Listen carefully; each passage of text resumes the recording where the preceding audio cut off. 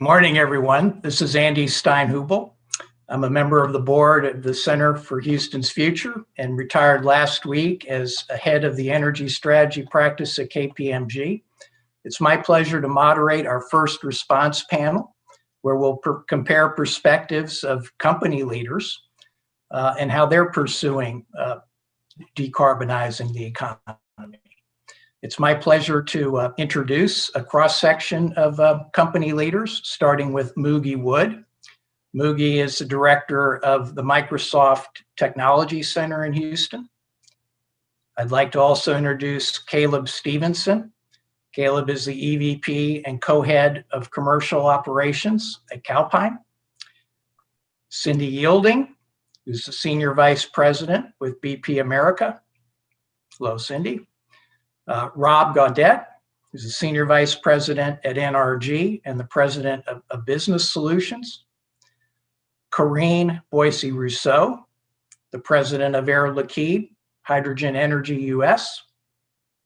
And Kenny Mercado, senior vice president of operations for CenterPoint. Good morning, panelists. In the prior session, my colleagues and I outlined 4 initiatives which are resemblant of decarbonization strategies increasingly common across the globe. Electrify where possible using renewables and other low carbon power generation. Leverage hydrogen to access activity areas which are beyond the reach of electrification. Provide clean hydrogen and address other emission sources through CCUS, and overall pursue a much more efficient and circular energy system, including in the plastics area. So I'd like to explore with each of you how your company pursues these and other aspects of your agenda. And I'd like to start with Cindy. Cindy, given the global scale and scope of BP's portfolio and changes occurring within that portfolio, could you please share BP's agenda and how you think about it? Thanks so much, Andy. Congratulations on your retirement. And we really appreciate you inviting BP to join this esteemed panel. So first, I'll describe our new strategy and our areas of focus. So as many of you know, in February of this year, BP announced our new purpose and ambition. It's to reimagine energy to reach zero carbon emissions by 2050 or sooner, and to help the world get there. Then in August, we outlined a strategy to deliver by pivoting from producing resources, delivering integrated energy solutions for customers, especially cities, regions, and companies. So by 2030, we aim to increase our annual low carbon investment by 10-fold, focus on value by reducing oil and gas production by 40%, and partner with 10 to 15 cities and 3 core industries to help them decarbonize. So much of this will be done in collaboration with other like minds. So even over the past few months, we've announced that we're partnering with Microsoft, with Uber, as well as the cities of Houston, yay, and Aberdeen to help reach their net zero targets. So just a little bit on our focus. We want to provide low carbon electricity and energy through renewables and bioenergy, as well as seeking early positions in hydrogen and carbon capture, use, and storage. We're also using our strong gas portfolio to complement these moves. We want to create convenience and mobility for our customers, and we're focused on accelerating the global mobility revolution, redefining the convenience market experience, and scaling our presence in fuel sales in growth markets. Finally, we will be delivering resilient and focused hydrocarbons while retaining our absolute focus on safety and operational reliability, continuing to drive capital and cost productivity and up and emissions down. Quite an ambitious agenda, very broad one. Thank you for sharing that. Karine, Air Liquide, also a global player and a major player in the hydrogen area. How do you see things? Yeah, thank you very much, Brett. It's a real pleasure to be here with you today, and I really appreciate you inviting me. So in Air Liquide, our business is actually to produce and distribute industrial gases. And by that, we mean handling molecules like oxygen, nitrogen, but also CO2 and hydrogen. In fact, we already supply many different industries with those gases, including several in Texas, like the petrochemical industry and obviously the refining industry as well. In Air Liquide, we have actually announced also our own climate objectives. We commit to reduce our carbon intensity by 30% by 2025. But it's not only that. In Air Liquide, part of our business is actually, like I said earlier, hydrogen. And we believe that hydrogen has a strong role to play in the implementation of a low carbon economy. And we support that very much. Hydrogen can be used as a clean fuel combined with the fuel cell technology to power vehicles in many aspects of the transportation sector. So there is an existing market, for example, to power forklifts today, but hydrogen can be very well used in medium-sized vehicle, large-sized cars, buses, but also heavy-duty trucks. And this is what we're currently working on. The McKinsey studies, the studies that McKinsey did for the Hydrogen Council, show that this market can actually reach an $800 billion size, which is quite large by 2050. What is really interesting in that market, and there's a lot of people talking about it right now, but what I find very interesting is that it's not a nascent market anymore. It's actually scaling up and scaling up quite quickly as we see a lot of geographies as well as international companies investing massively. And I'm sure that you have all followed the massive investments that geographies like Europe, in Germany, in France, but also Korea, Japan, Australia are putting on this hydrogen market. What we think in Air Liquide is that there is something that makes Texas unique in this overall scheme, and that can position Texas quite well. And I think that, Brett, you've already mentioned some of that in this transition towards a low carbon economy. Texas has actually an existing infrastructure. It has 900 miles of hydrogen pipelines. It has numerous production of hydrogen that exists today that can be easily retrofitted with carbon capture and sequestration. Texas is also #1 in wind production. So if we imagine, we can even imagine producing in Texas via hydrogen, via water electrolysis and valorizing, using even better this renewable energy. On the demand side, one thing that could be interesting, and we've had discussions with you guys on this, could be there's a lot of trucks in our roads in Texas, and there's quite some traffic there that would benefit in terms of emissions from being powered by clean fuel. So what are we doing in Air Liquide? Well, first of all, in Air Liquide, we have developed over 50 years, I think, of expertise in producing and distributing hydrogen at the different steps. We operate actually today quite a large part of the infrastructure I just described earlier, but we also operate things like a salt dome cavern here in Beaumont, Texas, that can be, a way to store renewable power. We actually believe a lot in the development of this market and this economy. We're investing massively. We're investing in developing CCS technologies. We're investing in developing biogas.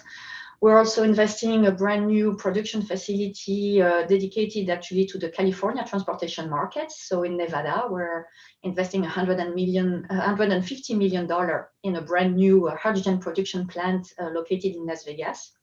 But we're also investing in technologies like electrolysis, and we have currently a brand new production unit that will start this fall in Bécancour based on electrolysis and using hydropower. So that will be a totally green hydrogen. So yeah, a lot of things currently going on in that sector, and looking forward to seeing more actors in the Texas area for that.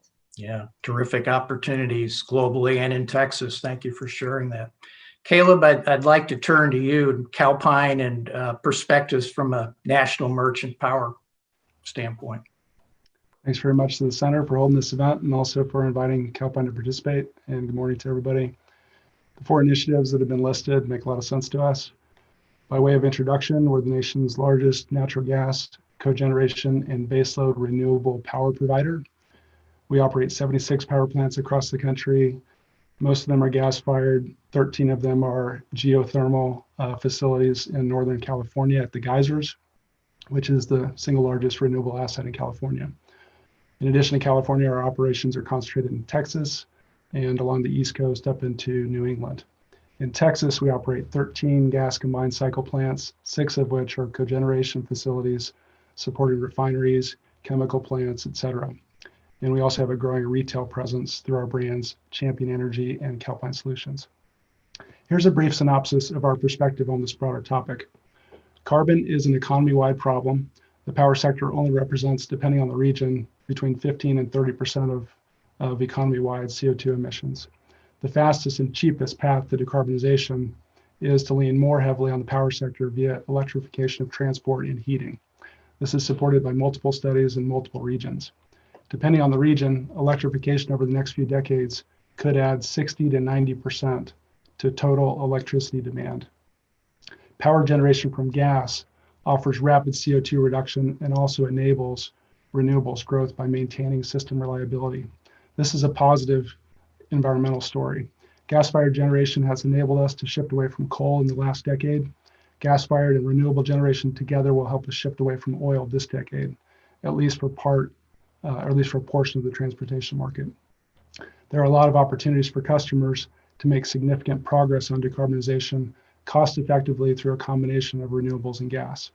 For the longer term in the power sector, however, low carbon firm resources will be needed. Wind, solar, and batteries are inevitably going to become a much, much larger portion of the grid, but they're not enough by themselves. And carbon capture is the most cost-effective mechanism for baseload low carbon power that we see right now. Recent events in California underscore the importance of backstop, dispatchable generation on the road to decarbonization. We've had an incredible amount of new investment in California over the past decade, mostly solar, but we've also retired gas plants. The net result was that there was not enough capacity to meet demand this past August. Thankfully, our plants performed well. Renewables growth didn't cause reliability problems in California, but low pricing signals to the gas fleet did have an effect. Governor Newsom inherited a tough hand on this. Given this backdrop, we're in the early stages of developing carbon capture projects within our portfolio, right now at the pilot stage, and over time, hopefully at scale. We've also studied the potential for hydrogen in our portfolio.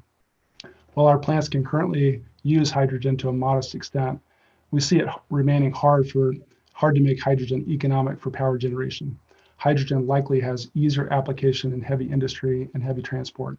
And of course, others on the panel have great perspectives on this as well. Great. Thanks very much for that, Caleb. Rob, I'd like to ask you, as a representative of NRG, another national merchant power player, how you see things, maybe compare and contrast to some of Caleb's comments. And then I thought you also had some interesting perspectives on the capabilities that'll be required to push this agenda forward in Houston. Sure. So thanks for having me. And Caleb and I don't see the world that different, or I wouldn't expect we do. You know, at the end of the day, we are a national integrated company. We have wholesale generation, we have retail generation. Most importantly, you know, from our perspective, we have customers. The group that I run focuses on businesses and cities, municipalities, school districts, and we provide things like retail electricity, but also things like demand response. So non-power side of fixing the power grid, which I think is one component maybe we haven't spoken too much about. I'm going to try to focus on electricity because we've got a lot smarter people on other issues. Mm-hmm. But, you know, at NRG, we believe that low carbon is the future. There's no question about it. But we also believe in thriving communities. And so in order for us to have thriving communities, we need thriving customers. And so we do everything we can to help them deal with the pressures that they're dealing with, everything from stakeholder management up to, you know, the very simple part of let's just get power to your manufacturing facility. So with everything that we're focused on is making sure that whether it's a home customer in Houston, Texas, or a manufacturing facility somewhere in the Northeast, or a drilling site in West Texas, those customers, what they need and how they can get there. As a company, we support the low carbon grid by developing low carbon clean energy products for our customers. They've asked for them. We're working hard to provide them for both the home side and the business side. The other piece, and I don't think we've talked much about it, or I don't think it's been mentioned much, is energy management tools. So at your home, in your business, wherever you're at, thinking about how you use energy and helping to kind of control that. That's both effective on managing your bill, but it will also play a very big role in the future in managing the overall market itself. As we get more renewable penetration, we'll be leaning on things a lot like Caleb's gas plants, but we're leaning on other things like load management to make sure that the market stays there and the lights stay on. We also support development of renewables and storage. And, you know, we've gone down different paths as we've gone through that. The mode that we're in right now, we've been very successful in the last couple of years, is we've got over 1.5 gigawatts of renewable energy being developed by partnering with someone else. So we're doing power purchase agreements with renewable developers here in ERCOT. That's successful enough that we're going to do it again. We're in the middle of another process where we're looking at wind and solar and storage to help serve our customers and serve the needs in the market. My boss announced back in July that we were taking that same effort and we're going to move east into our northeast kind of retail platform or retail footprint. And so, you know, more work for our team and, you know, more good work to get done with developers. We believe that electrification is a key component of moving the entire economy forward towards this low carbon world. And we support things like Evolve. We partnered with the city of Houston. So the Evolve program has a goal of 30% of new cars in Houston by 2030 to be electric, right? So we support that because you're obviously reducing emissions and things like that. But, you know, it also increases our ability to start putting the fuel that goes into those cars in a sustainable, renewable way. And at the end of the day, it comes down to customers for us. Large and small, they're getting pressure. They're asking questions. How can we reduce our footprint? How can we be a better steward of the environment? How can we enter this low carbon world? And what does that mean to my energy bill or my energy procurement process? And we work every day with this integrated platform, taking both retail and wholesale and the expertise that we've got from the origination on both sides to develop those products and make offerings to them so that we can all work together, solve these problems, and create thriving communities in the future. That's great. Thanks, Rob. And thanks for pulling out some of the capability and technology advances that are integral to this transition.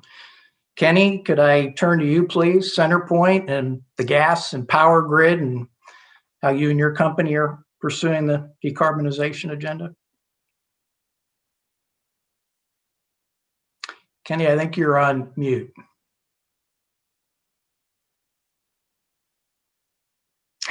There you go. Okay.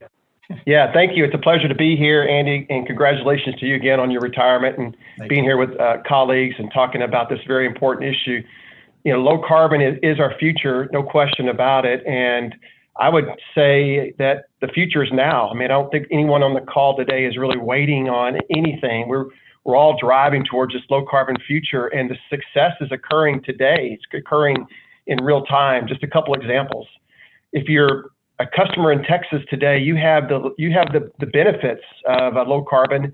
Just looking at our renewable portfolio that's available to our customers today across the state of Texas, it's the largest in the world. There's more wind renewable power today. It's growing to a level of almost 30,000 megawatts. And then on top of our renewable supply of power in Texas, we have solar that continues to grow. You heard Rob talking about that and Caleb talking about that, but the solar developers are developing very, very close to the loads in trying to center those assets closer and closer to the loads. And then thirdly, battery technology continues to grow, and developers are finding new ways to provide benefits across the state of Texas. So the future is now, Andy. We are seeing more than 20% of the supply of electricity in our state being clean, and it continues to get cleaner every single day. And I think what's even more important is we can do it in an affordable way. As Rob was talking about the customer side, you have affordable, efficient, cleaner, safer sustainable choices now in our market. So we should all be very proud of where we are today as we serve our larger industrial loads, our commercial loads, and our residential loads. Now, why this is important to CenterPoint is, we're responsible for the grid, and we work very closely with the city and the state and even the federal government to ensure that our grid is modernized, that it meets the needs of a modern economy. And that becomes more complicated as we get longer and longer into our future. We have to protect against the natural disasters of Mother Nature. And, we have another natural disaster in the Gulf of Mexico today. It'll be our 5th major hurricane to come to the Texas and Louisiana and Florida coast just this summer. So we are very mindful of waterproofing our grid, windproofing our grid, providing security in our grid so the customers can be successful over the long term. And I really liked Rob's comments about electrification as we continue to clean the grid and make the grid that delivers the power to our customers across the area. Electrification will be a larger demand. We will see more and more of our customer base in transportation and in other sectors wanting to have more access to that cleaner supply. So this is an excellent opportunity for our suppliers and our retail industry to grow and serve this expanding need for electric load. And we also are supporting EVOB. We see a great future in electrification. Our light fleet today is growing to, it'll be 100% electric vehicles in the next 2 to 3 years. We're excited about that opportunity, and we think it's a big part of the future. So for today's discussion, from CenterPoint's perspective, we provide electricity from a delivery perspective and natural gas, and we're going to continue to work very hard to modernize the infrastructure to make it as clean as possible, as efficient as possible, as safe as possible, and serve our customers in a highly reliable delivery of that power. So we're very excited about being here today, Andy. We look forward to your questions and opportunities to be a part of the future, but we all believe that that future is happening today. So thank you for the time. Well, thank you, Kenny, and good luck with all that. As Houstonians, we're counting on you. So, Muge, thank you for being so patient. I wanted you to wrap up this first question because you play across all these spaces. As a leading technology company, we'd be interested in how you're enabling this and what's Microsoft as a company trying to do. Excellent. Thank you, Andy. Delighted to be here to be part of this conversation. So Microsoft has a huge commitment to sustainability. And in order to demonstrate that commitment, first, we set up some pretty ambitious goals for ourselves because we'd like to apply these principles ourselves and apply the learnings to the work that we do with our customers and partners. So some of our goals are to be carbon negative from our own operations by 2030. So remove more carbon than we emit. And we believe this will set us up on a path to offset all of our historical carbon emissions since Microsoft was founded in 1975. So that's a big goal as well. And as we look at Earth's precious resources, we are also looking at water, and we committed to being water positive by 2030, meaning we want to put more water into stressed basins and bring water to underserved communities. So in addition to our own goals, we are actually even more excited about the work that we are doing with our customers and partners. The way we believe we can address this tough challenge is through partnerships and also application of technology. We are driving an initiative called AI for Earth. This is about applying AI, data science, and digital technologies to predict patterns, methane emissions, as an example, be able to act on it and figure out where the gaps may be so we can contain and manage it as effectively as possible. As an example, out of the Microsoft Houston Technology Center, we are offering methane emissions workshops for our customers and partners where we can look at how we can apply analytics to this challenge. Great. In terms of partnerships, we have announced partnerships with BP and Shell as recent examples. Cindy mentioned the partnership with BP and Microsoft, and our partnerships are twofold. One is to purchase renewable energy from BP and Shell to power Microsoft's data centers and campus operations worldwide, because we want our energy source to come from renewable energy by 2025. So this will help us get to that goal. And secondly is co-innovation agendas that we have with BP, Shell, and many other customers. So for BP, as an example, we are partnering on smart city initiatives, clean energy parks, leveraging Azure IoT services to build intelligent cloud and intelligent edge for plant operations. With Shell, who has been doing amazing work with AI. We are furthering that partnership to apply AI towards real-time production optimization that's already providing results towards CO2 emission reduction, as well as image recognition systems to help manage operations effectively, where we can detect patterns, corrosion, machinery failure very proactively and take action before it turns into a bigger problem. So we are excited about the current and new technologies that we can apply to this problem. We have also committed $1 billion to Climate Innovation Fund to fuel research, to give us new technologies to remove carbon from the environment as it is emitted, because we also believe it's a net zero situation, and we need to have technologies to remove carbon as much as it's emitted. Mm-hmm. Great. Thank you, Muge. Great to have Microsoft part of the Houston ecosystem. Thank you. I wanted to shift to another question now. And as we called out in the earlier discussions around our work, a number of countries and states are driving decarbonization around a goal, 2050 net zero emissions, for example. And a number of countries have varying degrees, in some cases extensive degrees of public policy and funding support for achieving those goals. So I wanted to call on a couple of you to share your experiences around goals, and a number of you mentioned goals for your company, and the role of public policy and funding in achieving that goal. And Karine, if you would be so kind, as you've outlined, Air Liquide participates in projects all over the world, so I thought you might have some perspectives to share with us. Yeah, thank you very much, Brett. I would say that indeed, in order to really implement as fast as possible a low carbon economy, the reality is that you need a set of multiple policies. The challenge is a little bit like the chicken and egg challenge. You're implementing a new technology that needs over time to improve in terms of efficiency, of cost as well.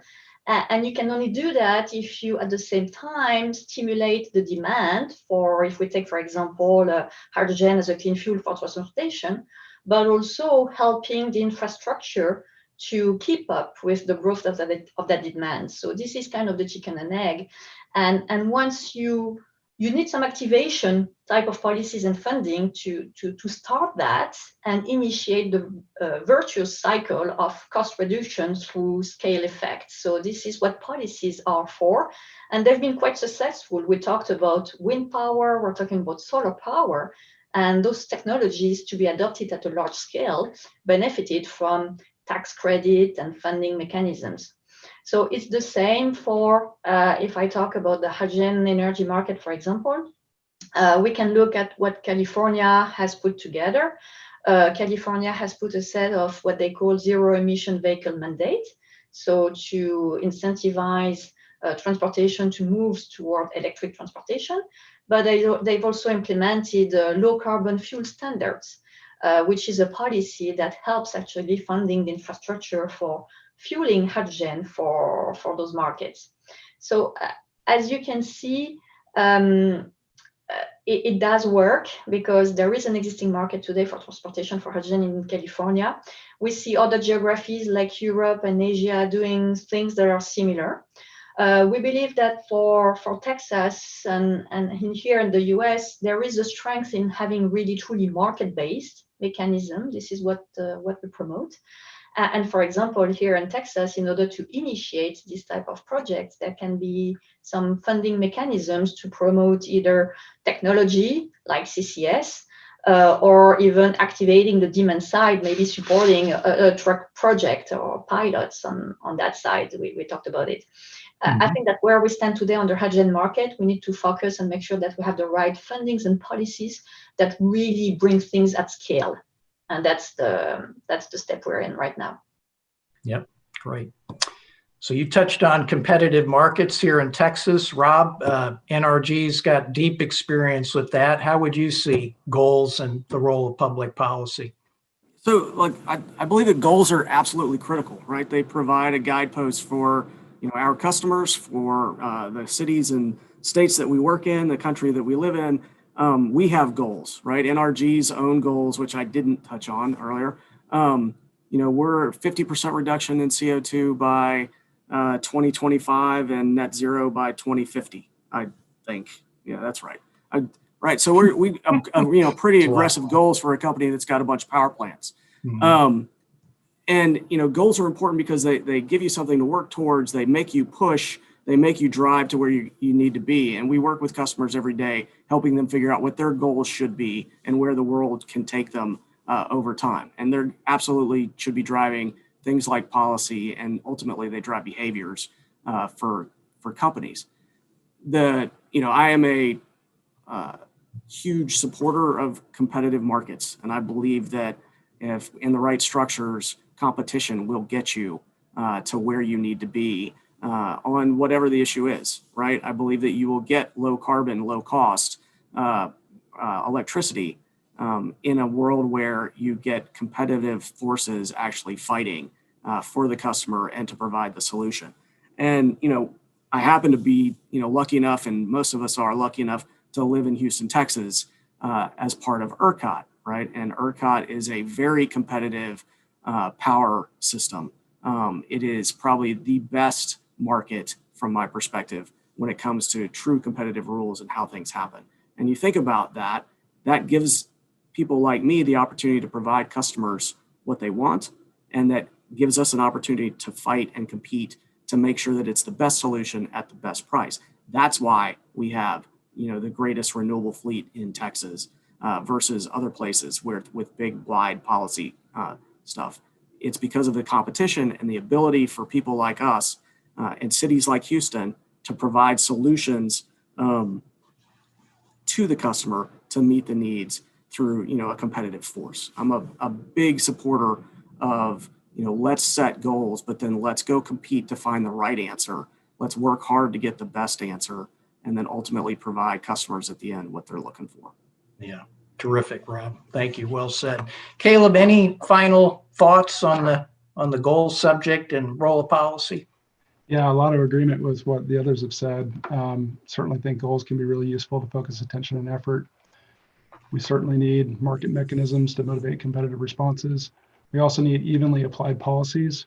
Without them, some companies are forced to hang back, either from fear of being uncompetitive in a landscape where others may not have the same rules applied, or perhaps sometimes even out of opportunism. Margins in heavy carbon industries are very thin. Any single company will find itself on treacherous ground trying to pursue significant carbon cuts if other entities don't self-impose similar constraints. And obviously you can make progress to some extent, but to move very aggressively, very quickly with some of these newer technologies, ultimately we really need a national economy-wide price on carbon. We've supported this for decades. Most of the people in the industry who are knowledgeable about the issues embrace this perspective.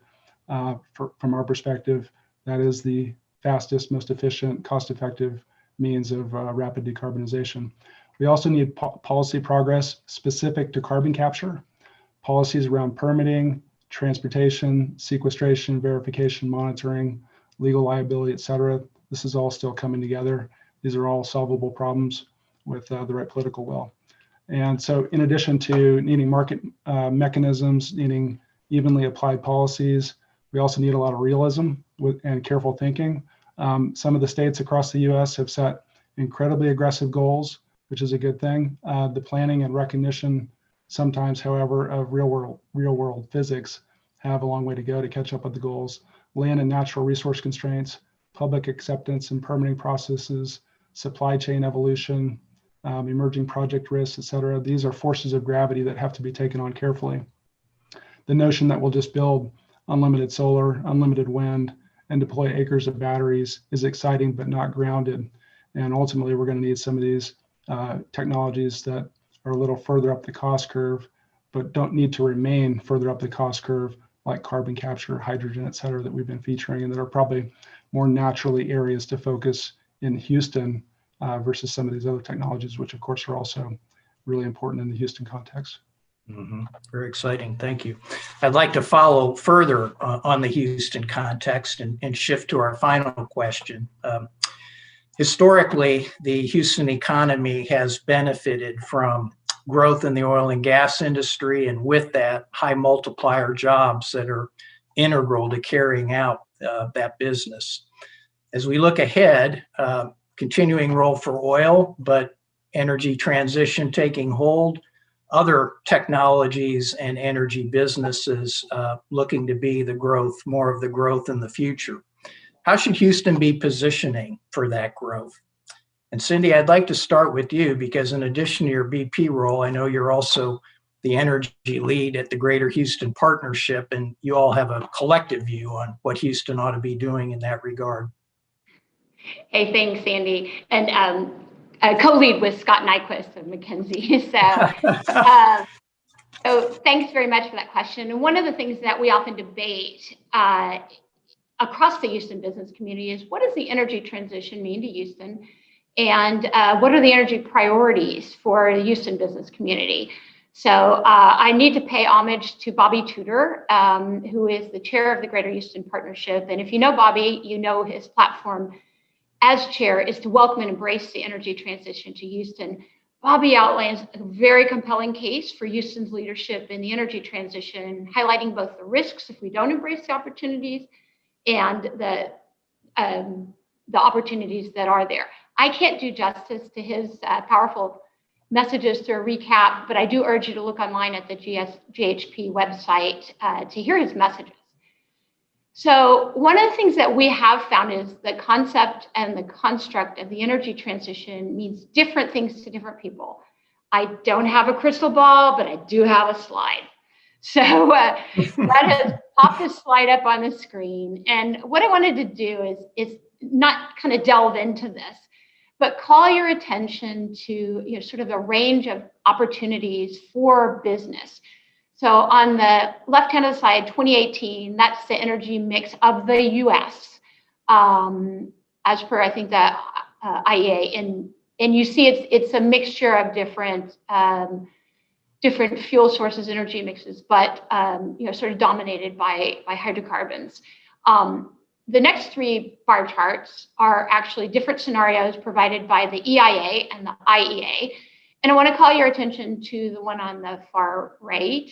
And that's sort of the IEA Sustainable Development Scenario. A couple of things to look at on this chart, and then we'll move on.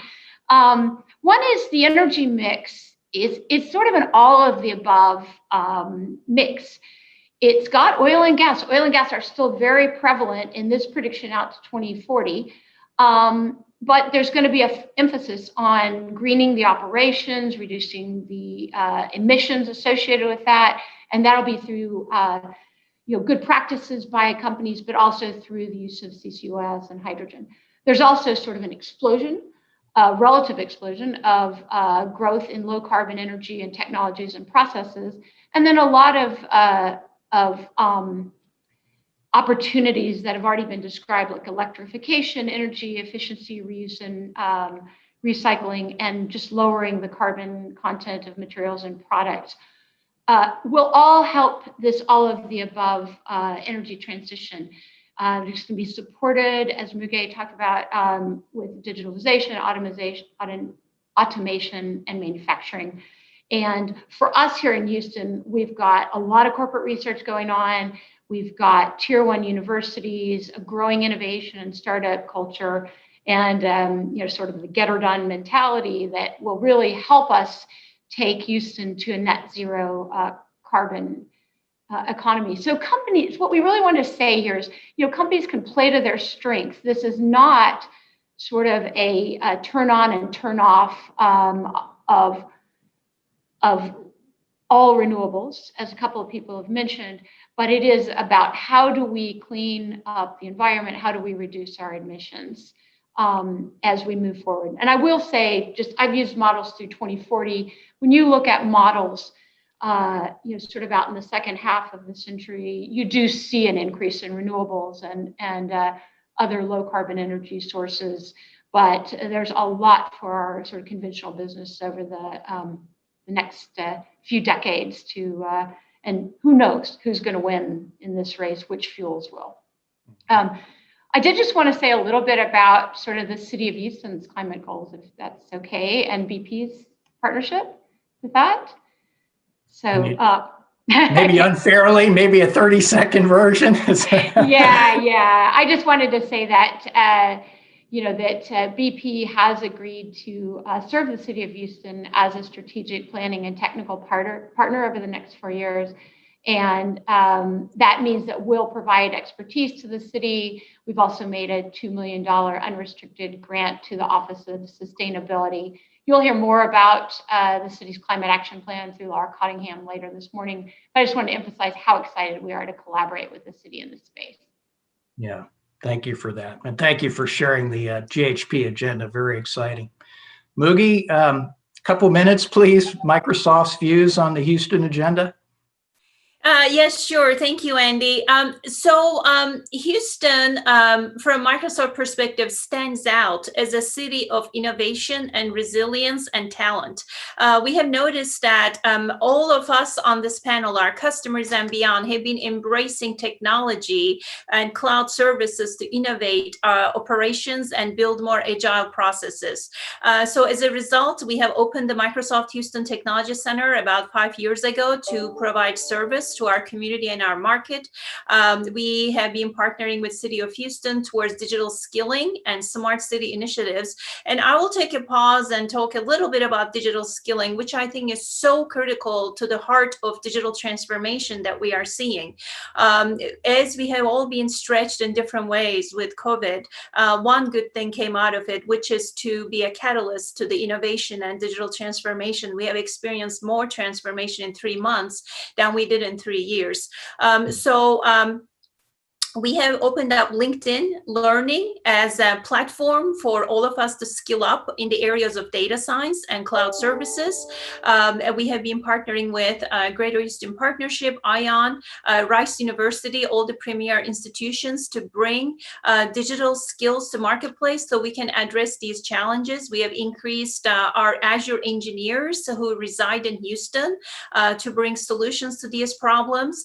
And we are very excited about the potential that Houston has to lead the charter to reimagine energy nationally and globally. And we are happy to be part of it with the partnerships that we have with City of Houston, with our customers, especially in the areas of digital skilling that is so key for our youth, for ourselves and future generations. Yeah, that's terrific. As I said earlier, great to have you part of the Houston ecosystem. Thank you for that.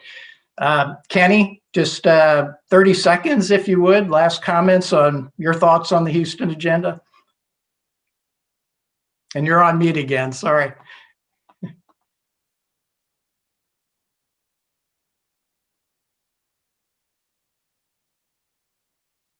The city is open for business. I mean, what we are as a global, we are a global leader and have always been the global leader for energy, and that hasn't changed, and it won't change in the future.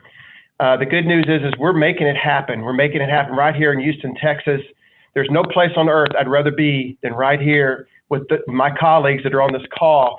I think that with the ample amount of resource we have, our leadership, our competencies around competitiveness,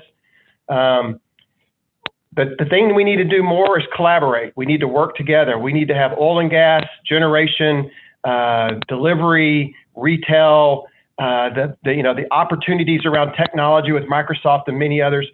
Andy, the more we collaborate and the more we innovate, the more we will lead the world right here in Houston, Texas. And I believe without question that we're building a platform here in Houston, Texas that will drive significant change in the world. We are the leader and others are trying to follow us, but guess what? They are years behind us in Texas.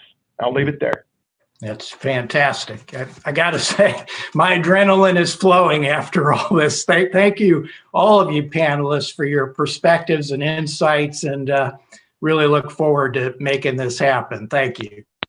Hey, Andy, we have a few questions in the Q&A, and we have like 3 or 4 minutes. So I thought we might ask a couple of questions.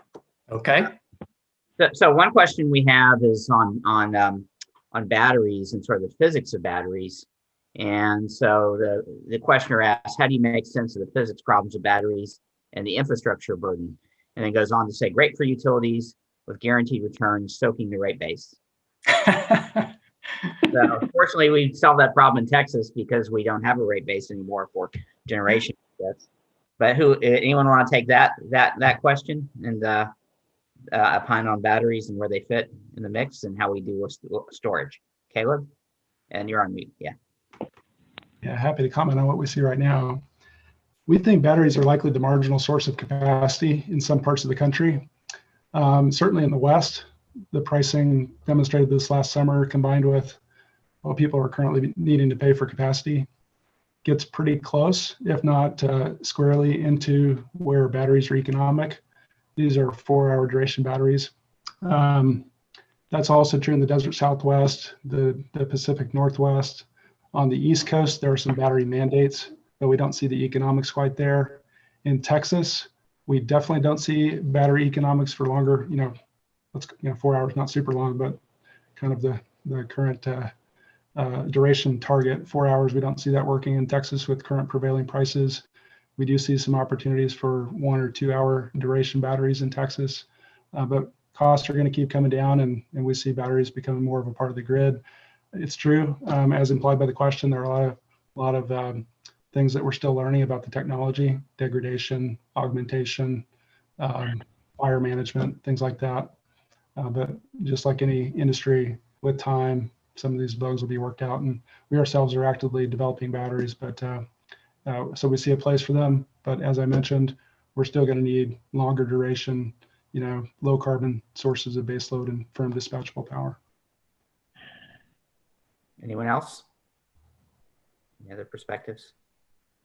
Well, let me ask one more, and then we'll wind it up.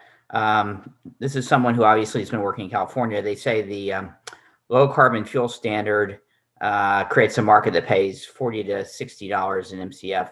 I guess that's probably for hydrogen. Maybe Karine, this is going for you. When the price of natural gas is $2 or $3 in MCF. So it really gets to this idea of subsidies. How do you? He says, how do you? Or she says, how do you justify the disparity? But I think it really gets to this idea of subsidies and what it's going to take to make this work. So the idea that these subsidies tend to be high at the very beginning of markets. Does anyone want to address that?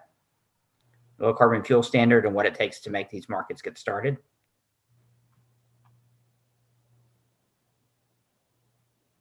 I think we can answer indeed in a generic manner. Subsidies and incentives mechanism are necessary to introduce a new technology on the market and to be able to bring it to scale. If we look at the studies, if we talk about hydrogen that McKinsey has done for the Hydrogen Council, it shows that we can expect through this help to have the cost of hydrogen and the total cost of ownership for that value chain to decrease by 50% within the next 10 years, so by 2030. And this is a time horizon that you see to develop new technologies and bring them at a much lower cost. I think we talked earlier about wind and how wind power prices now have been reduced by half, and that's around the same time frame, 10 to 15 years. Globally, at the end of the day, indeed, those type of new markets and renewables need to be self-sustainable and totally independent of incentive mechanisms. But you need those incentive mechanisms to initiate it and to start it. Okay, thanks. And Brett, I can just pile in on, because I have held back on talking about CCUS because we've had so much rich content today. But I will say that, the community really welcomes policies like the California Low Carbon Fuel Standards, and also the federal government's 45Q, sort of those policy actions we believe are going to take us further and stimulate the sort of development that we have seen in other fuels, and we're very excited about those. We may eventually need further stimulus and policy support, but we're excited with where some of those actions will start to take the CCUS community.